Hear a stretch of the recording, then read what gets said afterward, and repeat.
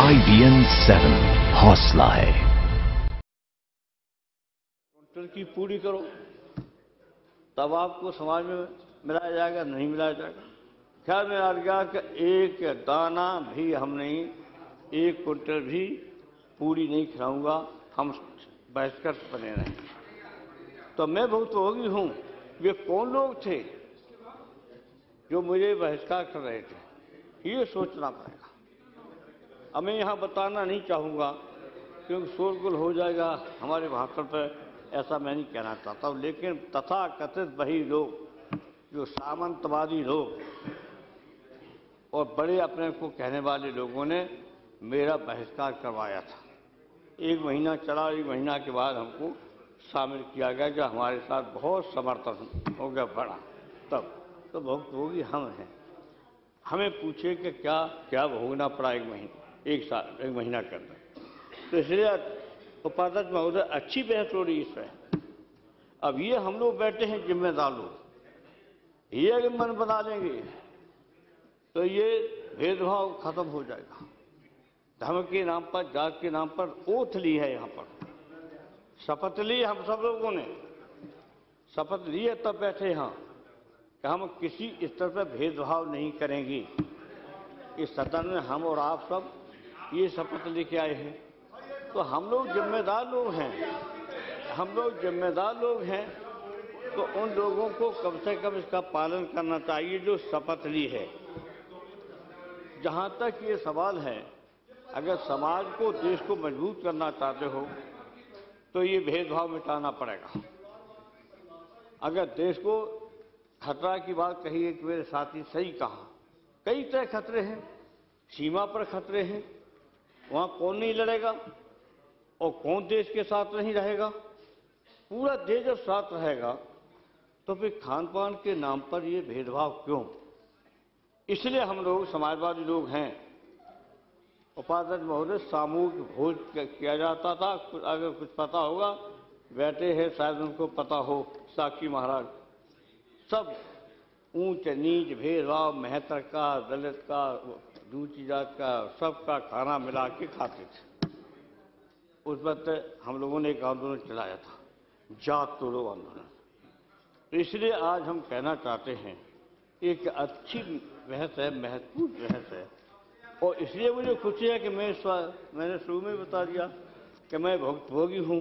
मेरा समाज से बहिष्कार किया गया था और बहिष्कार करके कैसे मिलाए गए वो तो लंबी कहानी है। अब आपसे ये कहना चाहते हैं कि हम आज जो भी आगरा को लेकर के हो रहा है, आगरा हमारा पड़ोसी जिला है, कुछ इलाका अब तो गांव निकल गए, हमारे क्षेत्र में पड़ते थे आगरा जिले के कुछ गांव, वहाँ पढ़े भी हैं, लेकिन ये हमारे ही इलाके का है। हमारे इलाके में, हमारे आसपास के गांव में कोई असर नहीं, पता नहीं यहाँ क्यों असर हो गया दिल्ली में।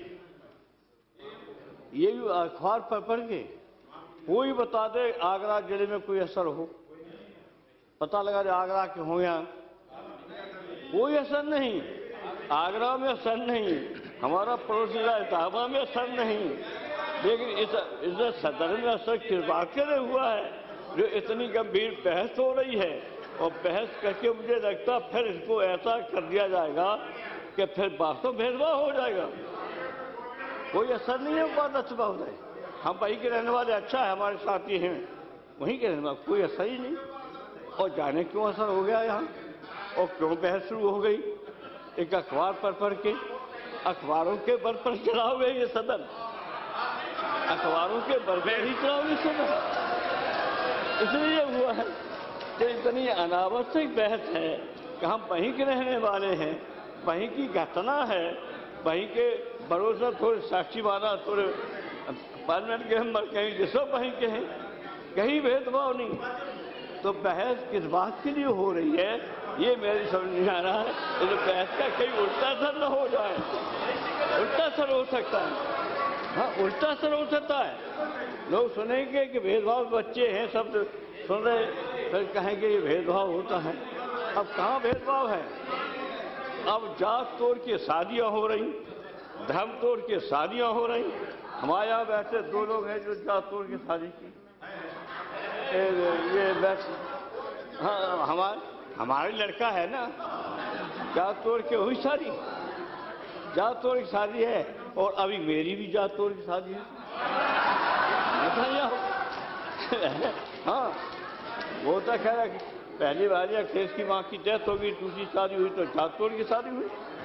तो मैं पूछना चाहता हूँ कि हम लोग वक्त होगी है, पहले बहिष्कार किया गया हाई स्कूल में, इसी उपाध्यक्ष हम कहना चाहते हैं कि सदन के सभी साथियों, समाज को, देश को मजबूत करना है तो जात के नाम पर, धर्म के नाम पर, किसी गरीबी अमीरी के नाम पर, कोई काले गोरे के नाम पर एक भेदभाव थोड़े, काले गोरे के नाम पर, काले गोरे के नाम पर भेद किया जाता है। काले और गोरे में मैं आज कह रहा हूं, काले ऐसे विद्वान लोग हैं जो तापसी के हैं, जिनका मेरा साथ रहा है। तो काले के नाम पर, गोरे के नाम पर, गरीबी के नाम पर, अमीरी के नाम पर, धर्म के नाम पर, जात के नाम पर एक भेदभाव किया जा रहा है। इससे और तो मर्द के नाम पर, अब कितना भी महिला अच्छी हो तभी दबा के रखते हैं। अब हम लोग सब बैठे हुए हैं, सब लोग रख के थोड़ा बहुत अपनी पत्नी को दबा के आजाद है क्या? अब सब आजाद हैं क्या? अपनी अपनी पत्नियों को सब आजाद किए हुए हैं क्या? आप चाइना घूमिए और पत्नी पर शक करते हैं। असली ये है व्यवहारिक बात। ये सब देखना पड़ेगा, करना पड़ेगा। तो हम लोग जिम्मेदार लोग हैं।